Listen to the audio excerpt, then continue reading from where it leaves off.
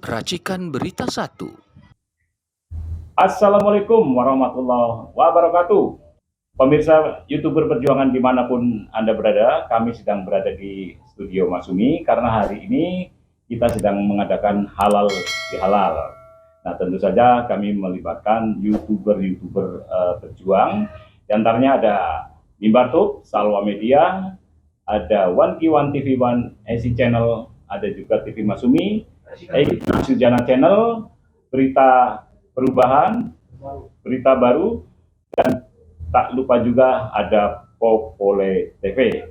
Kali ini saya sedang membersamai Sekretaris Majelis Suro yang juga pengamat politik, yaitu Dr. Abbas Taha. Kita akan ngobrol-ngobrol tentang dinamika politik pasca keputusan MK, terutama bagaimana kiprah Partai Masumi setelah adanya keputusan MK. Baik, Assalamualaikum warahmatullahi wabarakatuh. Waalaikumsalam. Apa kabar? Aduh, sehat selalu. Sehat selalu, alhamdulillah. Pak Abbas, bagaimana kalau mengamati dinamika politik, terutama pasca keputusan MK yang sangat kontroversi ini? Ya, baiklah. Permisa dan netizen yang dimuliakan Allah. Sebagaimana kita ketahui, kita ini adalah keluarga besar, satu nusa, satu bangsa, satu tanah air Indonesia. Yang kondisinya saat ini tidak baik-baik saja. MK beberapa yang lalu telah memutuskan paslon 02 tak menang, namun ketetapan itu juga belum dikukuhkan oleh KPU. Ya. Nah, kemudian berseliweranlah pandangan-pandangan di YouTube maupun di dalam diskusi-diskusi relawan maupun pakar-pakar politik yang mengikuti. Pertama, ada yang mempertanyakan bagaimana sebetulnya perjalanan daripada kemenangan paslon 02. Nah, di sini saya melihat bahwa Prabowo Subianto dengan cantik sekali menyerahkan dirinya dengan masuk ke dalam kubu Jokowi menjadi Menhan. Dan kemudian menurut beberapa catatan dan cerita, beliau ini memang sudah persiapkan oleh Jokowi untuk menjadi orang nomor 1, namun diikuti oleh putra beliau nanti yang mendampinginya. Nah, mana sebetulnya yang cerdik dan cerdas dalam hal ini?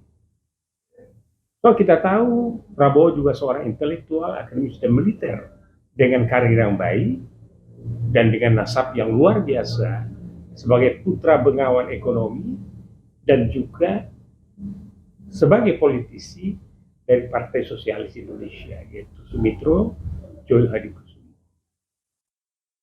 Nah, sedangkan Jokowi sebagai Presiden Indonesia yang mulai dari posisinya sebagai wali kota di Solo, terus ke Jakarta jadi gubernur, banyak orang perkirakan beliau ini biasa-biasa saja. Tapi saya mencermati dan telah menyatakan, beliau ini pinbo ini, pinter-pinter bodoh. Ya. Tapi yang jelas beliau ini ada tampil culas dan curang. Ya. Nah, sebagaimana dalam pewayangan kita mengenal ada Durna, ada Sengkuni, dan keduanya ada pada beliau. Nah, dengan dinyatakan menang tersebut, nah berhasillah Jokowi, artinya dalam hal ini yang telah melakukan sesuatu yang cantik pula, yaitu yang digadang-gadangnya Ganjar untuk tampil menjadi pilihannya untuk jadi capres yang didukung Jokowi, kemudian disambar oleh Ibu Mega, dan kemudian dengan cantiknya pula Jokowi mendorong Prabowo dan kemudian meloloskan Gibran melalui satu mekanisme yang merusak konstitusi sehingga dikatakan cawapres haram. Jadi sekarang ini yang terjadi adalah pergulatan di antara kelompok rezim Jokowi dan Prabowo. Namun di balik itu juga ada yang mengatakan mereka ini sudah betul-betul menyatu ini katanya. Karena mereka ini merupakan bagian daripada satu okupasi politik yang dilakukan oleh Xi Jinping dan dengan kolaborasinya Taipan atau oligarki yang ada di Indonesia. Nah, di dalam segi ini juga dalam penguatannya Pak Jokowi mau meniru apa yang terjadi di Malaysia, yaitu membuat koalisi besar. Nah, koalisi besar ini ya diharapkan yang ditonjolkan oleh Golkar dan yang lain-lain. Namun dalam hal ini barisan 01, barisan koalisi perubahan itu Pak ya Jenggot Pak Brewok Surya Paloh telah lebih awal melakukan hubungan mesra dengan Prabowo dan menyatakan akan mendukung. Dan juga demikian pula Cak Imin yang galau karena akan merasa terganggu oleh adanya manuver daripada NU struktural itu ya, yang akan tentu mengganggu posisi Cak Imin di PKB. Di samping itu ada masalah kardus yang masih mungkin dijadikan alat untuk cawe-cawe daripada Jokowi. Nah, jadi itu yang terjadi. Jadi dalam hal ini di 01 Koalisi Perubahan itu Nasdem PKB untuk merapat kepada Prabowo. Nah, sedangkan di sisi lain koalisi besar yang akan diramu di mana akan dipimpin tentunya agar kekuasaannya tetap berjalan dan temponya di dalam merangkul ini dengan kekuasaan yang masih sekitar 4 bulan lagi, Jokowi akan bekerja keras. Ya. Nah, bagaimana kerja kerasnya itu? Dengan memanfaatkan ya aparatur pemerintah dan negara, dengan memanfaatkan partai-partai yang tersendera dan sebagainya untuk menjadi koalisi. Nah, apakah ini akan terjadi? Nah, jadi dalam hal ini, di samping itu relawan, kalangan pendidik perguruan tinggi, guru besar, dan sebagainya juga merasa tidak bisa menerima kondisi yang ada ini. Sehingga bisa terjadi yang namanya ekstra parlementer, yaitu MPR jalanan, pengadilan jalanan, dan pengadilan rakyat. Nah, di sisi lain kita lihat PDIP yang diharapkan ada satu langkah lagi untuk memazulkan Jokowi lewat angket. Ini maju mundur terus. Ya. Nah, jadi juga membingungkan. Apakah ini dalam rangka bargaining? Ya, walaupun saat ini ya PDIP merupakan partai terbesar. Sedangkan Gerindra itu tergerus turun daripada yang lalu. Jadi dalam ini sebetulnya rejim Jokowi telah mengerjakan ya ngerjain Prabowo ini waktu 2019 tambah lagi dengan turunnya ya Gerindra sehingga posisi ini membuat dia lemah.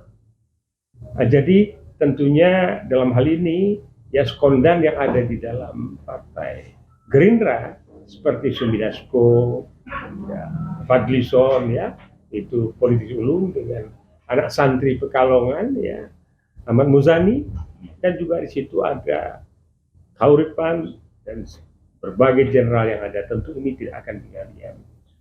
Nah, bagi saya pendiri yang penting adalah seandainya Prabowo nantinya akan tetap dilantik 20 Oktober, maka tentunya kita harapkan sebagai patriot, putra Bengawan, dan juga melakukan koreksi terhadap Soekarno, yaitu dengan adanya PRRI dan Permesta. Nah, ini juga tentu semoga ya dengan langkah-langkah cantik yang akan dilakukan mereka. Dan hal ini tentu juga Jokowi tidak tinggal diam dengan saudara tuanya Xi Jinping.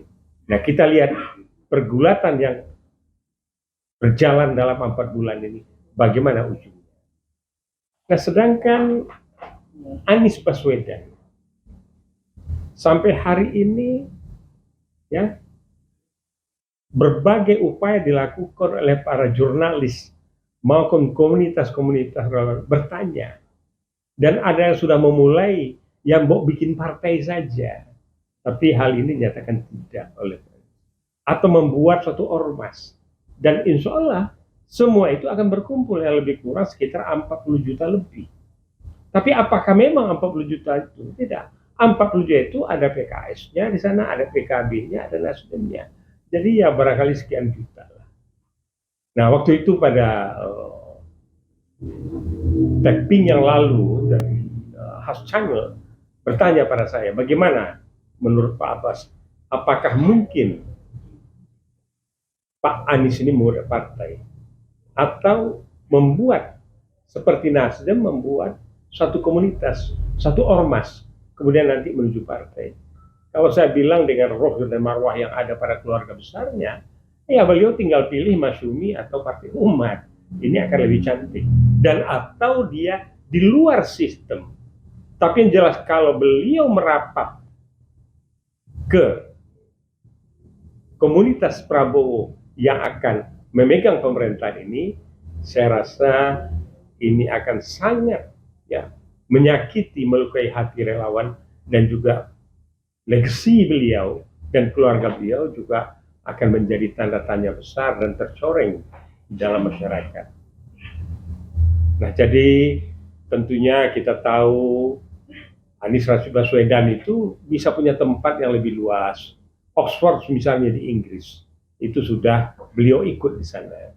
Jadi kalau beliau menjelang 2029 ini menempatkan dirinya sebagai orang yang diperlukan untuk perbaikan nusa bangsa untuk NKRI ini, maka siogianya beliau berada di luar sistem.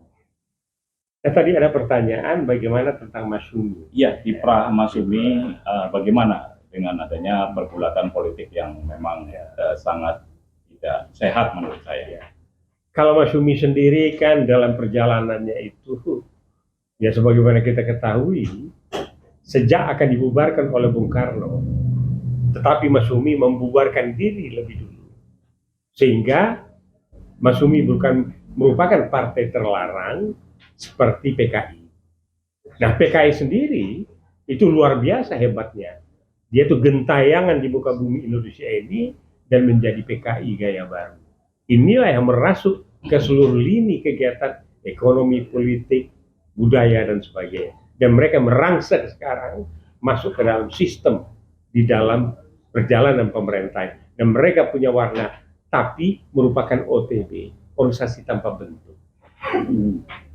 Nah, Masyumi sendiri melakukan konsolidasi. Insya Allah, ya, yang sejak mulai Masyumi itu menempatkan dirinya, ya, mencoba tahun 92 itu menjadi suatu partai yang dibangun oleh Ustadz Abdullah Hamawa yang sempat ada wakilnya di TR, kemudian di tingkat 1 dan 2. Tapi kemudian terjadi pasang surut dengan perubahan sistem, yaitu presidential dan parliamentary vote.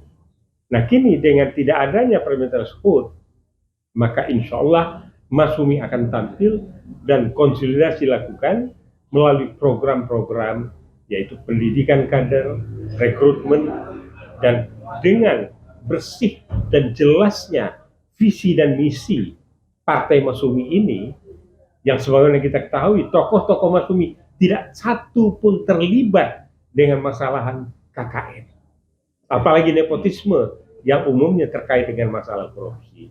Nah, mudah-mudahan dengan kepemimpinan Ustadz Abdul Hamid Ahmad Yani dan kami sendiri beberapa yang lain menjaga Masyumi ini berjalan tegak lurus untuk menegakkan kedaulatan Republik ini, untuk dapat merealisasikan apa yang tersurat dalam Pembukaan Dasar 45, yang kemudian di dalam Pancasila dengan ketuhanan yang Maha Esa sebagai sila pertama. Nah, insya Allah ke depan Masyumi akan tampil menjadi suatu partai yang kokoh, yang bukan berperilaku pragmatis, tetapi betul-betul berpihak kepada rakyat dan berlandaskan Pancasila dengan mengacu pada dekret Presiden 5 Juli tahun 2009, yaitu Piagam Jakarta, yang merupakan bagian tidak terpisahkan dari Pancasila. Dan insya Allah dengan hal ini juga tidak menjadikan non-muslim akan terpinggiran, minoritas akan terpinggirkan, karena di dalam dunia Islam tidak hal seperti itu ada. Sebagaimana dengan ada Piagam Madinah, ada pada waktu itu Majusi ada, Yahudi ada, Nasrani ada, tetapi pemerintahan pada saat itu berdasarkan Islam. Nah, mudah-mudahan dengan demikian Mas Sumi bisa tampil untuk menjaga NKRI yang berdaulat secara ekonomi, secara politik, dan juga sebagai negara archipelago, negara kepulauan terbesar di dunia ini.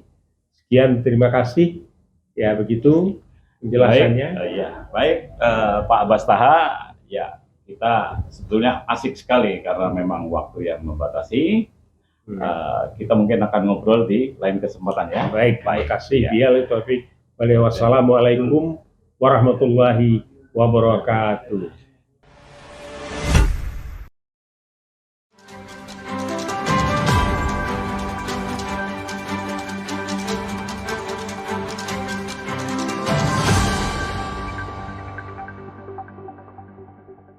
Racikan Berita 1.